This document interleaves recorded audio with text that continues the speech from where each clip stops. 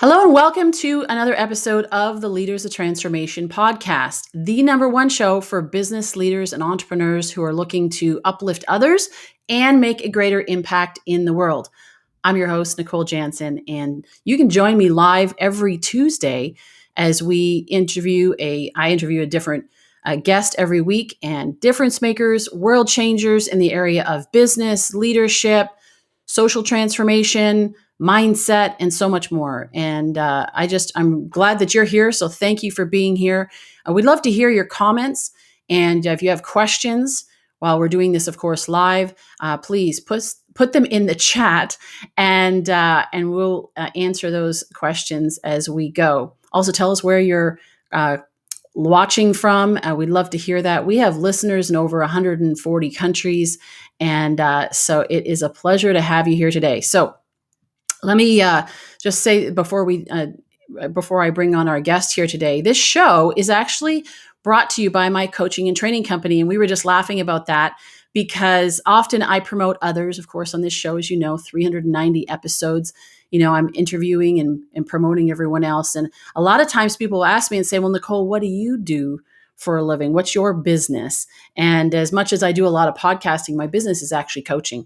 And so if you're a leader or you're an aspiring leader and you're ready to break through to the next level of success, maybe you found yourself getting to a certain point and you just can't figure out how to get to the next point, then I would encourage you to go to leadersoftransformation.com/coaching. And you can learn a little bit more about the coaching that I offer.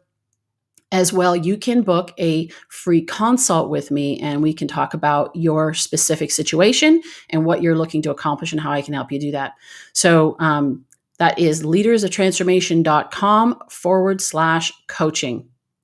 All right. Our guest today is a powerhouse woman, and I'm just really excited to have her here. Let me actually bring her on and then I'll introduce her. Jen Briggs she actually brings over 2 decades of practice in human resources, organizational psychology, executive leadership from various industries. She served as VP of Human Resources and Organizational Development at New Belgium Brewing for over 12 years, creating a winning Best of Workplace award. She also now serves as the Senior Strategy Consultant at the Beyster Institute at the Rady School of Management, Rady School of Management at UCSD. That's a mouthful. It is. So she's also an independent outside director to companies. Her passion is building healthy, profitable, growth-oriented companies with a dedication for integrated impact with shared capital ownership. So today we're going to be talking about reinventing capitalism through employee ownership. Jen, thanks for being here. We're glad to have you. Thanks for having me. It's good to be here. And you know what? I think this is a really, really important topic because, I'm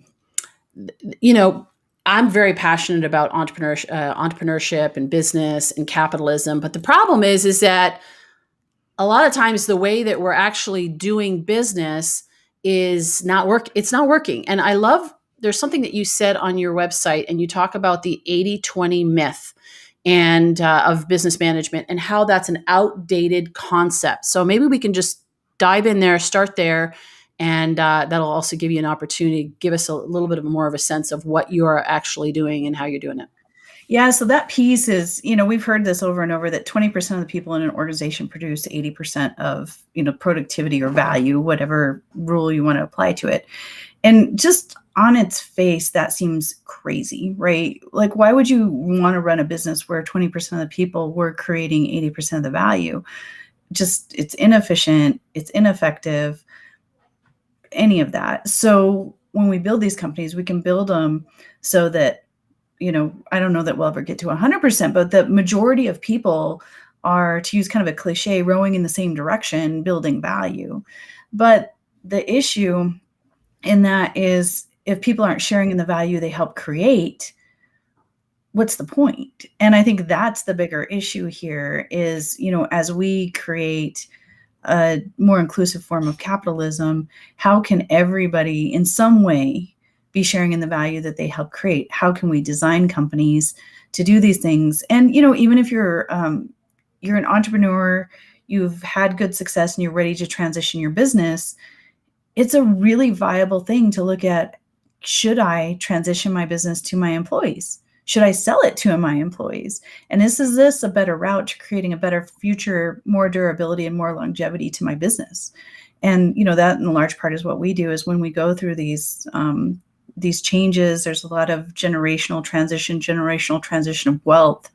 What is a way to transition not only the wealth, but the intellectual capacity of that business? And then how do we position it for the future? So I think it's a really exciting thing to look at.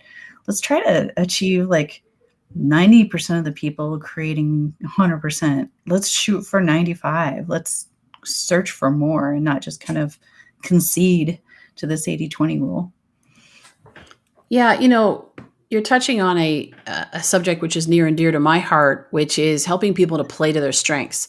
And I had this vision I think it's about 15 years ago. All of a sudden I thought, oh, this is kind of like Pollyanna, right? It's never going to get to that point. But it was this picture of, can you imagine if everybody in the world was just playing to their strengths, not trying to be anybody else, that they were just bringing the best that they had to offer, and that there were environments, a business being an environment for them to do that. And what would that look like? It would save us, billions of dollars in poor productivity, wasted time and energy and so forth. Companies would be that much more effective. It would eliminate the comparison and the criticism, all that stuff, that kind of like competition back and forth and all of that. It would eliminate that because, people would just be in their lane, right? And just do what they love doing and be celebrated and acknowledged for it. And it's so interesting because obviously that's some of the work that, talking about building strengths-based organizations. But now I see it even more. It's kind of like, I don't know, it's almost like a prophetic word, in the future, everybody's like, hey, let's do this. And it's like, oh my gosh, this is awesome. Yes, I'm in. Let's do that. Let's help people actually, because you're going to spend the most amount of time in the workplace, that you make the most of it. And that goes both ways. Yeah. And I think, one of the other things I believe in is this idea of participative management or open book management. And, I think of people like Peter Drucker and Senge and really believe in their theories, but somehow, like Drucker, for example, we created this idea of knowledge work and created knowledge workers. And the knowledge workers were maybe the supposed 20%. Well, everybody in the company can be a knowledge worker, so maybe you work in hospitality or restaurants and you have a job where you're a bartender or server, which is an industry. I've worked in the alcohol industry and beer industry for a long time, but that's just a portion of the tasks that you do.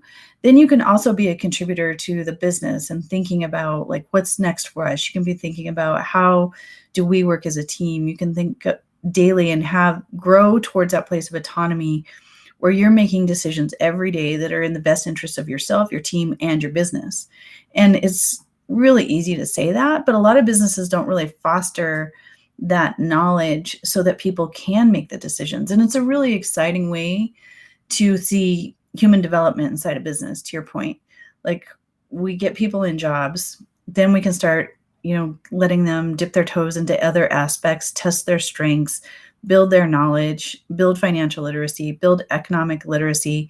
And these things don't require college degrees. They require committed employers.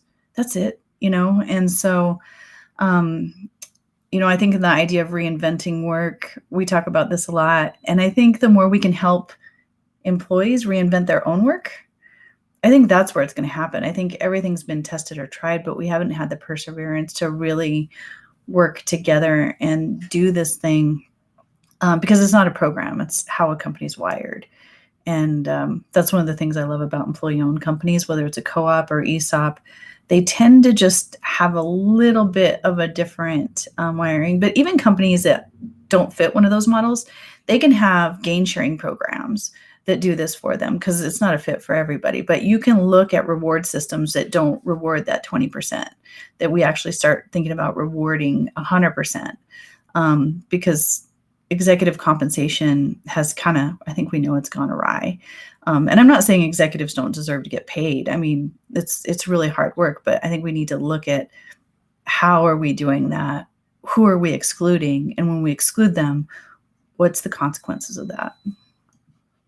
Yeah, 100%. And there was someone who posted on LinkedIn a couple of days ago a little conversational piece about engagement and what are your thoughts on engagement and so forth. And I had commented about, like, and he was asking, like, how do you engage people and so forth. And so I made some comments about involving them in the process, right, and involving them in the decision making process. And it was interesting because he said, then yeah, because I talk about the buy-in, right? There's far more buy-in in that case. And he said, yeah, they'll be much more excited about the leader's vision. And I said, yes, and they will actually see it not as the leader's vision anymore. Now it is our vision. And there's a big difference, right? When they Yeah. start to see it, and this because this is the work you do, right? It's Mhm. when they start to see it as, this is our business, this is our company, this is our mission and vision and values, then they're going to show up a whole lot differently. So Yeah, and I think that's so important because there's, I think a lot of us ascribe to this idea of servant leadership. And it's a really broad concept and can be practiced differently. But what servant leaders never do is they never abdicate leadership. So I've seen that inadvertently happen of like, oh, I'm just going to people can do what they're going to do, and then it creates chaos. But servant leaders look at power very differently, and they're very careful with it. And, I think the best systems are where you have visionary servant leaders, grassroots energy, and they come together and create better plans. So it's not some contrived, leader coming up with a vision where they're going to coax people into it.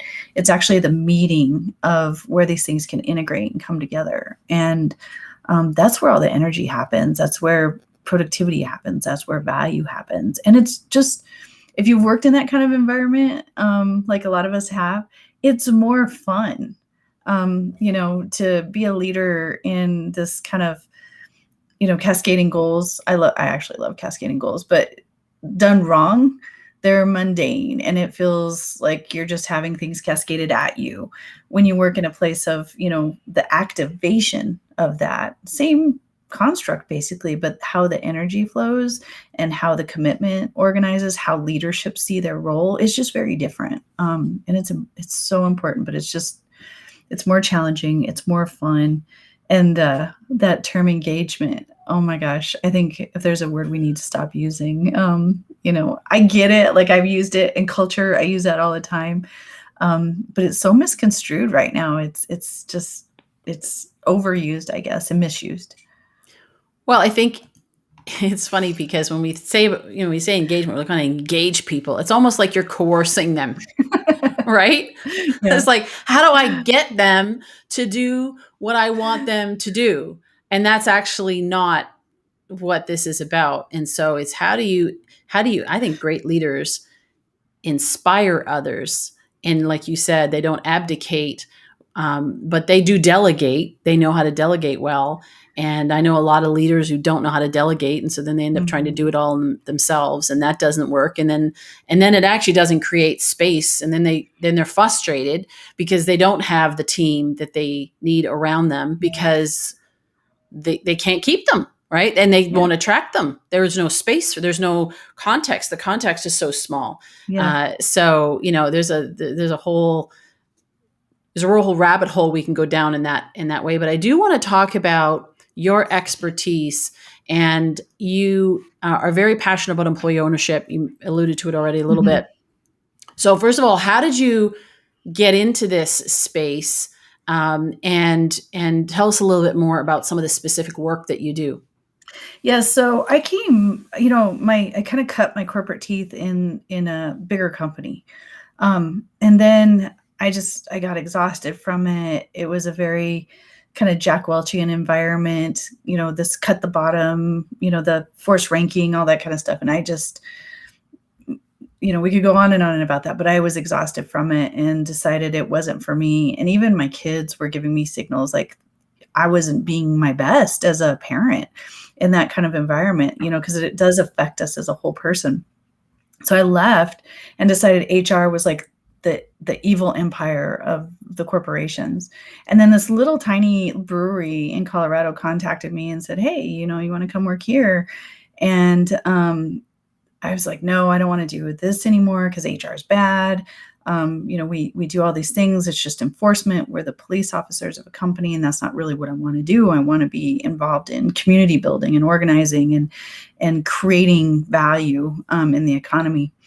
And yeah, I ended up at New Belgium, and they were partially ESOP owned, but 100% employee owned at that time. And seriously, for maybe the first 3 to 6 months, I thought they were a little crazy because, they were trying all of these things that were so outside of the box, and they were thinking different. And it ended up just being a place where I thrived, but it was a place where everybody thrived. And it allowed me to do a lot of the things that I believed in. The idea of creating community, the idea of organizing people to do something together, the things that we stood for as a brand with the environmentalism and very human-based, dignity-based approach in an industry that, quite frankly, is a tough industry to be in sometimes. And at that time, even being a female in the alcohol industry it's getting much better now, but it was a tough situation. So there was just this whole experience of learning things, and it was building a system. And so we scaled it up. And then the company actually sold not too long ago. It was 2019. So it became 100% ESOP over the 12 years that I was there, and then was sold to another company. And some people are disputing, like, is that a bad thing for ESOPs or not? And the way I see it is the participants in the ESOP trust got to vote on it. So there was decision making that wasn't made by just one single person. They voted for it, and it created this cascading wealth. So when a business is sold, a lot of times like one or two or a small group of shareholders is going to get all that money. In this case, a lot of people got a lot of money, which is exciting. And they actually made a decision to sell to a company that help them stay true to their environmentalism, which is really, I think, important when you're going through that process. For me, I decided to stay in the employee ownership world, so I've deepened into it. I'm an executive fellow with the Rutgers Institute for the Study of Employee Ownership and Profit Sharing. I work in Colorado with the Rocky Mountain Center for Employee Ownership. I work in California, and then also the commission was set up by the governor in Colorado to do, in our government, we have in the center or the Office of Economic Development, there's actually employee ownership as an engine of economic development in the state of Colorado, which is super exciting that people are finally realizing that this is a viable engine for economic development in communities. So it's just something that I really dedicated my life to. I happen to specialize more in ESOPs. They're employee stock ownership plans. It's a trust that the employees are participants of, and it acts like a 401k. But there's also cooperatives. There's also broad-based profit sharing or gain sharing. Now in the United States, there's becoming more employee ownership trusts. So there's multiple tools of how you can do this, but it all results in the same thing of a different capital structure. And so, you might have a public company, private family-owned companies, private equity, and you also have employee-owned companies. They're thriving across the country. We hope that they grow. There's a great line from Louis Kelso, who's one of the he's one of the people who helped ESOPs come into being. But he says the problem isn't capitalism. The problem is that there aren't enough capitalists. And I think that's what we try to do, is we try to, inside these companies, build more capitalists, build more people getting value from their work. And then so you have your jobs, and then you have your role as an organizational citizen. And this, to me, is the fun part, is you can do both. And companies are proving it time and time again that you can do both. So, I love working in companies still, work on governance and corporate performance, but all that corporate performance comes from the humans in the company. And so it's a completely, it's not plugging in an engagement program. It's not just plugging in something. It's actually creating and fostering healthier companies so that people, like you said, it creates space so people can build value. It creates space so you can release the ingenuity from what's going on in people's minds. And for people that may not have had, we're kind of substituting for the education system now too, as we're building economic literacy. So if you've never had the chance to learn that, people learn that, and that helps their decision making, and it helps retain people. I mean, it's a multifaceted way to run a company that's really exciting. But it's definitely not something you just plug in on the side and say, check, done. It's a different way to look at business. Well, you bring up a good point, because when you talk about checking the box, how many times do business owners, I'm sure you've heard leaders say this, where they'll say, we're a mission driven company, we're values based. And I challenge that respectfully and say, okay, so let me ask you, if I was to walk around right now and ask people who work in the company to tell me what the mission of this company is or what the core values are, how many of them would be able to tell me without having to look at a orientation manual Mm-hmm. or run to the lobby to see what's in on the wall? Yep. And the reality is very few in most cases. Because it's like a thing that, like, the check the box. Yeah, we have that. Maybe a few at the top kind of know what's going on, but they're missing out on the opportunity that, like we were talking about, true engagement, true Yeah. buy-in of everyone being sold out to that mission. And to your point, you mentioned something earlier, which I think is really, really valuable, is that somebody may have a certain role. Maybe they're a bartender, like, so even in that, where your previous industry, or maybe they are the one actually making the beer right in the back. Now, that's their expertise. That's what they're hired for. But can they offer input? These are some of the best ideas come from frontline people that they're interfacing with the client, or they're experiencing the systems. They know what's going on. And, Mm-hmm. it's like the boots on the ground, and Yeah. you can get input from them and different ways of looking at it. I was thinking about Jeremy Scrivens. I had him on the show. It was last year, and he talks about appreciative inquiry. And so he Mm-hmm. goes into organizations, and they'll do these events, these social rooms, and get everyone involved, from he's using this example of a mushroom farm. And he said, we had the ones picking the mushrooms, and we had the CFO, and they were all in teams. And so they started to talk about, what is this company about? If we could do anything through this company, what could we do? And so it's a very powerful and effective way of, want to be a leader. Everybody's, like, how do we lead our industry? How do we be innovative and so forth? Well, you can engage your entire workforce in the process, and you'll learn so much more. You'll gain so many more ideas, rather than having this elite group that has to come up with all the Yeah. ideas, and they're in the bubble, and so they can only see what they can see, and so they miss out.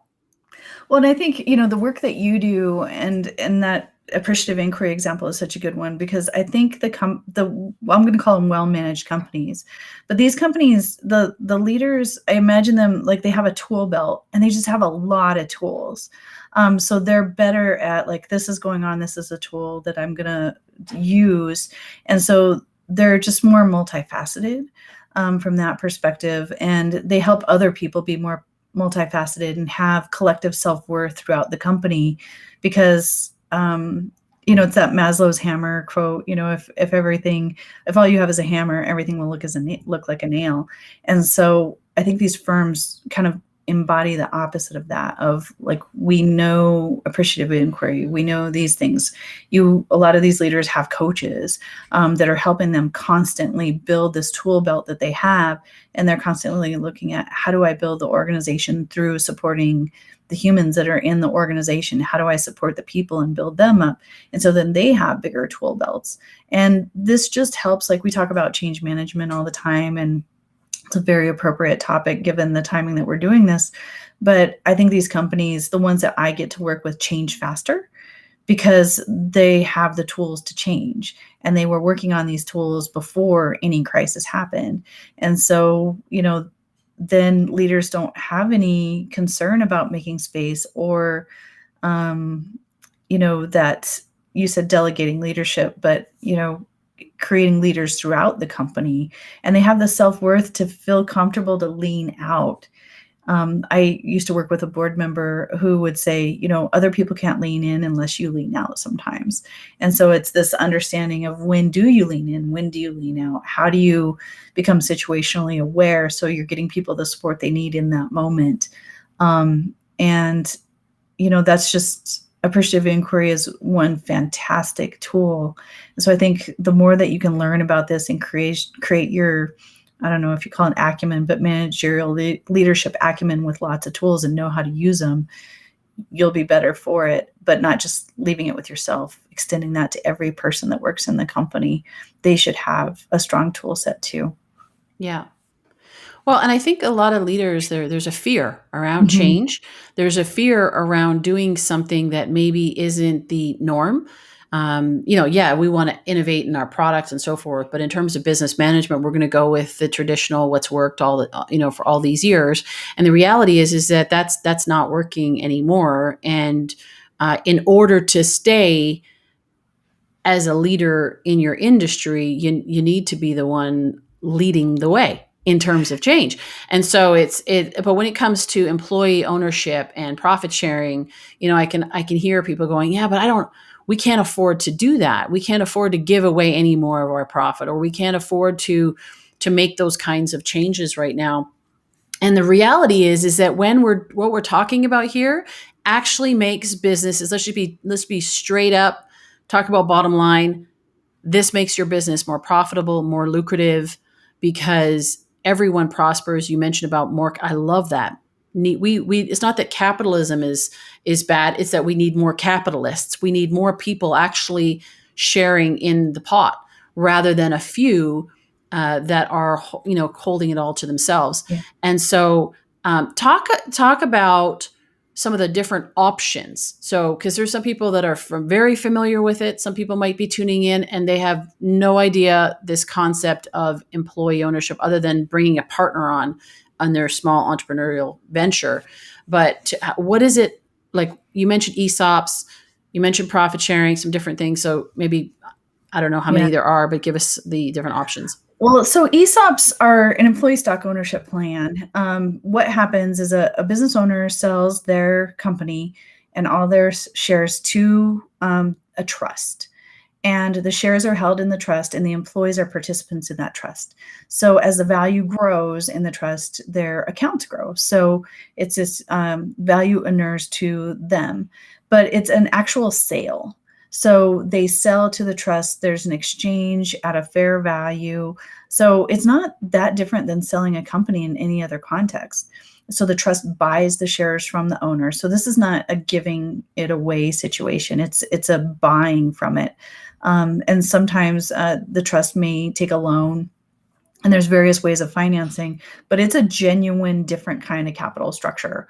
You can be a C Corp or an S Corp. You can be a partial ESOP. You can be a full ESOP, but that's probably one of the most regulated ways to do it. The Department of Labor regulates them. It's monitored under ERISA. So it has a really strong, and I like this, it has a really strong compliance construct around it to ensure ethical actions by buyers and sellers. So that's probably one of the most organized ways of doing it. Cooperatives, employee-owned cooperatives, they happen typically at the state level in terms of their laws that you do. Colorado, a colleague of mine, Jason Weiner, he calls Colorado the Delaware for co-ops. We have some of the most, in Colorado, some of the most cooperative friendly laws that can really help with them. So, he's a great resource for that. But again, it's a legal structure. It's a capital structure of a company. Then you go beyond that and you can do things like synthetic equity. We've phantom or stock appreciation rights. These are ideas that were typically restricted to a few key executives.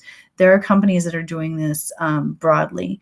So the governor in Colorado, Governor Polis, prior to being in politics, he did a lot of synthetic equity programs for his employees. And so then when the company sold, these people earned a lot of money. So he created a lot of wealth, and he got a lot of wealth himself. And so it's just a different way of the capitalistic journey of how you're going to do that. Of course, you can have equity, but broad-based equity is going to be constrained by different laws as well too. Employee ownership trusts are something that's been more commonly practiced in the UK, but they're coming over to the US, and they're different than an ESOP in that it uses state trust laws, and they usually don't have shared capital ownership, but it is a way of protecting the company and helping to make sure that things that are done within the company are creating value for the employees. So you might receive dividends or profit sharing. It's just a different way of doing it. And then, of course, probably the easiest and most unregulated is broad-based gain sharing or profit sharing. And while people might say, well, we can't afford to give everybody profit sharing, there is a lot of research that says current incentives just don't work. Dan Pink is probably one of the most famous. Anyone can look his stuff up on YouTube. It's super fun to watch. There's some great cartooning that goes on there. But there's other research too that will talk about if you're incenting specific people, it actually disincents the collaboration and coordination that goes in the company. And so you're leaving a lot of money on the table by restricting it to a certain group of people. So you combine this research of are people really motivated by incentives, by cash incentives, to this idea that you're actually disincenting cooperation, collaboration. It just tells us that we should really reconsider how we're doing incentives.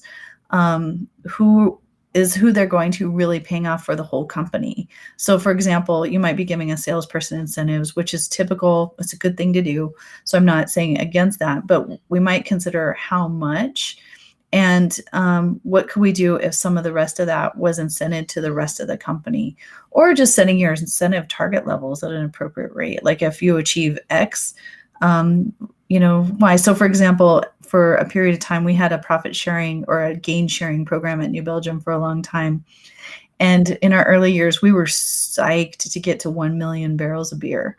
That's what we want to do. We had this belief that business could be seen as a force for good. And so our gain sharing was organized around what would we do once we hit 1 million barrels of beer. So it's a very collective target that doesn't necessarily have to be oriented around the revenue or profit sharing. But then, of course, for us as executives, we knew if we hit 1 million, we should be shedding X amount of profit. And when you grow the top line of a business, it makes just running it so much easier. So we were a lot of times focused on top line growth, reinvesting it in the company, having those conversations. So these are all tools of employee ownership. But I think it, again, is just questioning the norms. Are the incentives, it might be incenting a person to increase their behavior, but how long does that halo effect really last? And that's a well-researched topic. It doesn't last long. So you constantly have to be kind of feeding the incentive pool. And what is it disincenting? And is it really worth it? But unfortunately, because we compensation benchmark against other companies and we have to recruit and retain, I know we would try to recruit employees from bigger breweries that had pretty massive incentive plans. It made us hard to recruit them. But we really wanted people who were more committed, back to your words, to the mission and purpose of the company, and who weren't just coin operated. You put a quarter in and you get productivity out. We want people who are also intrinsically motivated. And so to give another example, we did a survey on what was really motivating people. And even our salespeople, who are typically the highest incentivized people in any company, were saying they were more motivated by broad-based gain sharing tools because they knew that they couldn't sell things if they didn't have all these committed people behind it making wonderful products. And so they were more motivated by a gain sharing that actually kind of reduced a little bit their incentive program to be able to make sure that everybody in the company was incentivized. So, motivation is a really interesting topic to dig into. But again, we always have this people sharing the value they help create. So, whether it's you're a brewer brewing beer, whether you're working at a restaurant or a hotel, making sure the rooms are cleaned, all of these things contribute to businesses that welcome us as consumers. And so we want to make sure that everybody throughout the company is participating in that welcoming of the consumer, the growing the top line, and just creating better businesses. So if we see it differently, the other thing from a cost perspective, The Aspen Institute has this really great turnover calculator. If you plug in how much money you're losing on turnover, if you could just reduce the turnover by probably half, you get that money. And then you could do it by reinvesting in the workplace. And so we're kind of in this hamster wheel, with where do we get the money from? And at some point you have to take a leap of faith and try something new and get out of it, get out of the box and try something. Because if you can reduce that turnover by half by reinvesting in the workplace, you'll save a lot of money on that side of it. But, there's, we like confirmation bias. I think that's our worst bias as humans, is we want to hear things that we already believe in. And so if we can break that and get out of our whatever we learned about efficiency in business school classes and think about this idea, and think about some of the other research that's emerging, I think it'll help us make better decisions. Yeah, 100%. Well, and as you were going through that and you were talking about some of the scenarios, I would love to hear maybe an example or two. You mentioned about your brewing company, New Belgium, maybe some other scenarios. And I was thinking about, like, let's say, for example, you've got salespeople and you've got people that are in manufacturing, people that are in HR. There's a lot of different moving parts in a business.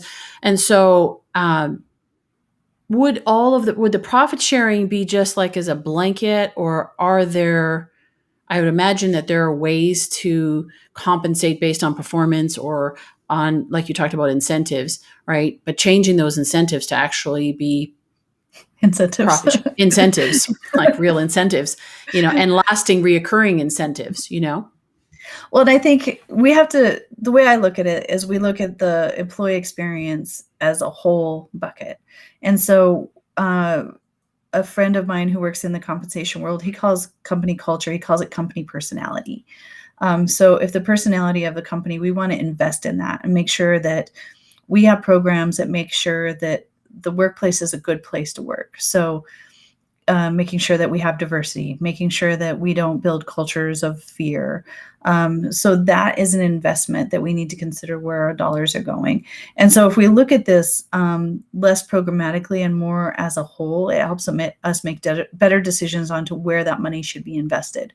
So in other words, if you're pouring a bucket of money into sales incentives, but you're not investing on creating a welcoming workplace, those sales incentives aren't going to matter because people are going to want to move out of the company. So if we look at it from this multifaceted perspective of what really is going to motivate people to work here, I think I'll talk about New Belgium because it's a little bit more of a well-known story, but we had a sabbatical program that after 10 years and that people could go on 4 weeks paid sabbatical. It helped us with workplace succession because people were training each other so they could be gone for longer. But it also gave people the gift of time. So when we asked people, again, like asking people what they want, time was the biggest gift. And they wanted that time actually more than money. But that also, we were paying living wages already. So, if you're not being paid living wages, time is not a gift because you can't survive on what you get. And people will go out and work a second job or a third job to cover that. So you have to look at it in total of what are we really investing in from the human perspective of the work experience, base pay. Think of like Hertzberg's theory or Maslow's hierarchy of needs. Do we have a safe work environment? Are people taken care of? And then you start layering in cash incentives on top of it. But it usually is multifaceted. I personally have never worked in an organization that doesn't have some kind of incentive plan for sales, but they're just more the decision-making behind how those sales incentive plans are structured are a little bit more disciplined around how they're designed. And then we also look at the people that are supporting the salespeople. And the ones that I work in and I ascribe to, they really are broad-based.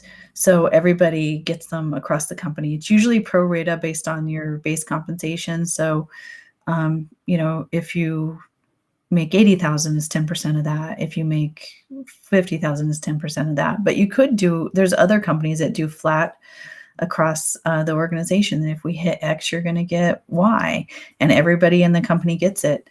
And then if you think about it from a leadership perspective, when you're rallying everybody around your mission or your purpose, knowing that everybody is going to participate in achieving that goal makes that rallying cry more powerful, because you're putting your money behind what you're ascribing to, what you're promoting. And sometimes those words just, they're shallow. When people hear like, yes, let's go get them. And then, it doesn't happen. I think the worst example, modern example that we have right now that I can think of is, unfortunately, Jeff Bezos, kind of thanking everybody for getting him into space. I think that, kind of fell like a thud for that example. It's an extreme example of like, wow, thanks we sent you into space. And, what are we getting for it? What's the exchange here? What's the reciprocity here? So, I hate to, it's kind of easy to pick on Amazon. So I don't mean to pick on them while they're down. Well, I guess they're not down, they're up. But, it's just an example of what's your rallying cry and what are the artifacts and programs that you're going to design in behind your mission that have true meaning for people. And it might not just be the sheer money of it. It's the point of it. It's that we all are going to work on this. We're going to work together. And if we achieve it, we're going to share in it. So to me, it's a very orchestrated, thoughtful way of making decisions in an organization. And if I had to put it into one cup, it's that decision-making cup of how do companies make decisions, and this deliberation of this kind builds a better quality company. For sure. And I love the whole concept of this, because it comes back to what I said in the beginning, is that everyone can prosper, everyone can thrive. And rather than it be like, thriving isn't just about making more money, but if you're not making enough money, it becomes very important to get, that's kind of like your baseline. You've got to get people to a certain point where they can make enough money. And I've been studying some material from, we talked about this when we talked previously, some material from a gentleman out in Australia, although it's around the world. He speaks around the world now, Dave Hodgson from Kingdom Investors. And their mission and their motto is that all shall prosper. And what that means is not just prospering monetarily, but yes, it is also monetarily creating a space for like a just and prosperous business, a just and prosperous nation where, we don't have people under the poverty level that just can't afford to make ends meet. They're not bringing their best to the table when they're doing that. They're worrying about their children. They're worrying about all these things. They're tired. They're hungry. They're literally, there's so much stress.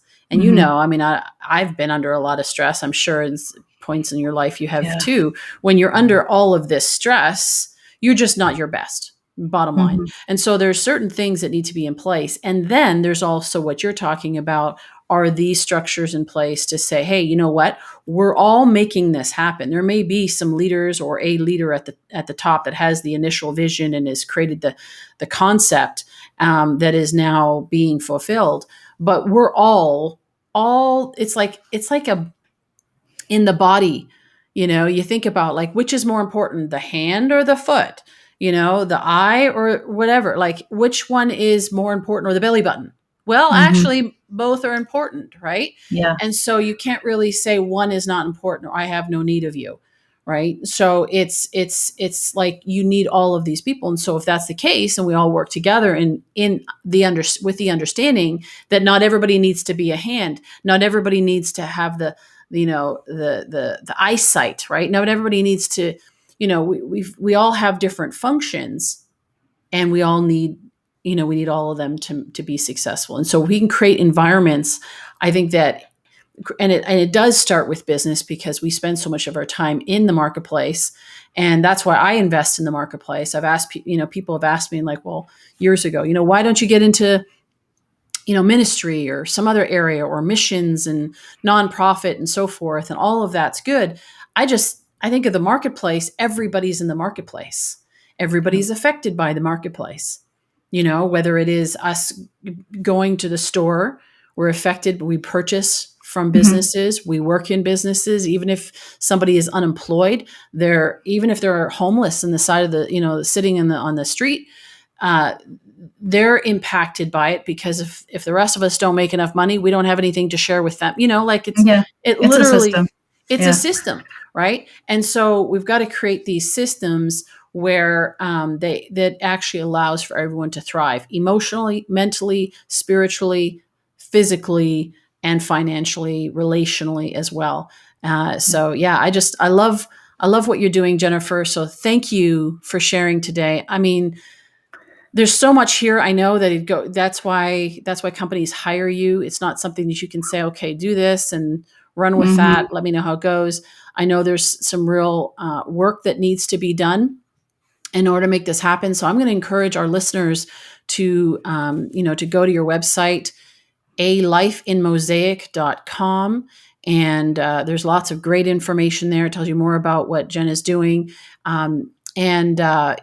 If you're a company and you're at that point where you're like, I want my employees to benefit more, then I want to change the way I do business. That's what we've been talking about here. Yeah. Reinventing capitalism, change the way I do business so that everyone can prosper, so that everyone is fully engaged and involved in this process and benefits from it. Then I would encourage you to go and check out what she's doing, hire her, get her to come in and work with you to make that a reality. So, any final thoughts before we wrap Yeah, up? I guess the final thought to leave with is I loved how you brought that community, the system around, because if I think about my grandpa owning a business in a small rural town.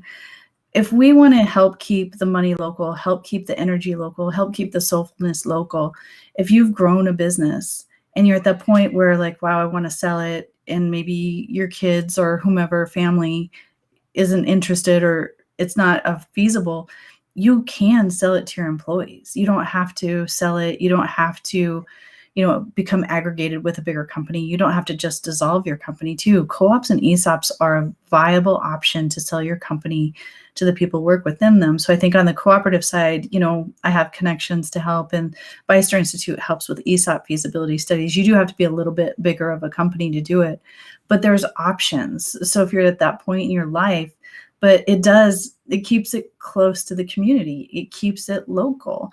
And that source of connection, it helps preserve that. And so I just wish more people knew about it. So when they go through that ownership succession planning, a lot of times it's not even on the menu, and it can be on the menu, and it can be a way to both preserve your legacy and create a future. We can do both at the same time with this solution. You said the word that I was thinking is legacy. You build a business and you pour your heart into something because you want to create. Most of the time, Yeah. we want to take care of our family and so forth and have a great life. But ultimately, having that legacy, you talk about the hierarchy of needs. Leaving something, and this is a great way of doing that, like you said, so it doesn't just get chopped up and or lose the integrity. How many times do we see that where a company is sold and then it loses the original integrity and mission and vision and values that the original owner Yeah. had poured into, and then you lose. And then, of course, you're losing people who bought into the original mission because it doesn't carry on. So, yes, legacy is a big benefit of this. So Yeah. yeah, Yeah. absolutely. Absolutely. Well, again, thank you so much for Thank being here, you. Jen. I appreciate you. And thank you to our listeners and our viewers for being here today. I hope you enjoyed this. If you know someone who has a company who's thinking of doing some things differently, check out, first of all, share this episode with them, of course, and then have them check out what Jen is doing at alifeinmosaic.com and explore the possibilities. And if you're saying, I want to do something, I want to make a difference, what people say a lot of time is like, I want to make a difference. I want to do something, to change the world or improve the world and all of that? Well, one of the things you can do is you can start by restructuring your business if it's large enough, and even if it's small enough, there's ways to do it. So restructuring your business, your existing business, because many of the people that are listening are business owners, and to restructure it so that it allows for, even just with what you're already doing. You don't have to go off to Africa somewhere to make a difference. You can be right here with your, with what you've got, and make a bigger difference in the people around you. So I encourage you to do that. And also go to leadersoftransformation.com. You can access all of the episodes and additional resources. I mentioned in the beginning about some of the coaching that I provide as well. Go check that out. This is episode 390. So we have 389 other guests that have been on this show. So if you're looking for, there are so many great ones out there. If I could, I love going into your vault. It's full of wisdom. Oh, thank you. Thank you. And there's a great search field, which, thank you. I'm so grateful. Harv Craven, who developed the site for me, put this in there, and you can literally put a topic in. And with all those episodes, because you'd have to scroll and scroll and scroll. Here you can type in a topic, and through the tags, all the episodes that talk about that topic will be available. So highly encourage you to do that. Thank you for watching. Next week, we are going to have another guest on the show, and I would encourage you to join us live. And if you've got questions, I find that a lot of times our listeners are kind of quiet, or they're just listening in maybe while they're multitasking and doing some work. But seriously, when you're joining us live, you get the opportunity to ask questions. And if you, as I mentioned about hiring Jen, if you want to hire some of these guests or have a consult, it's going to cost you. There's an investment there. It is absolutely worth it. And you can post your comments and your questions right here while we're doing this live and get them answered. So it's like free advice and all that. So take advantage of that. My goodness, don't miss out.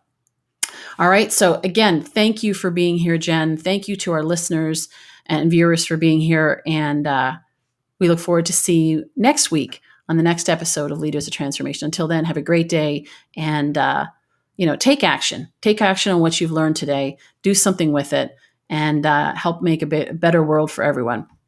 Bye-bye.